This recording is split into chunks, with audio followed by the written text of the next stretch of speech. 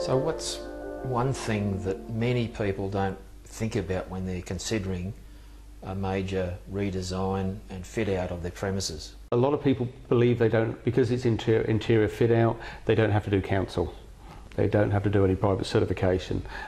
We find that an awful lot. So if it's an office environment, we can go to what's called a private certifier. They do the work on behalf of the council.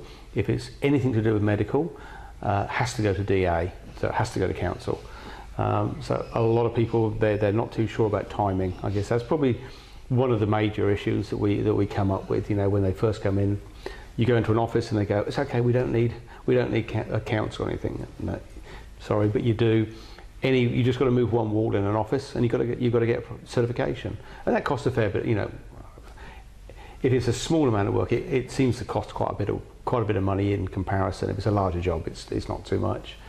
And then if you go into DA for medical, you're looking at 8 to 12 weeks, depending on which council you happen to be with. Some are better than others, you know. So is there much difference between the approval rate in various councils? The Sydney City Council is by far the best because it's in a commercial environment. You know, the whole of the city is very little residential. It's all commercial. They understand, and they turn things around very, very quickly. As soon as you get to regional councils, they are more residential. So they don't seem to have the systems in place for the commercial side of things. So we do find that they can take a little bit longer. We had one in Lake Macquarie, 12 or 13 weeks, and it was just a refurbishment of a medical centre.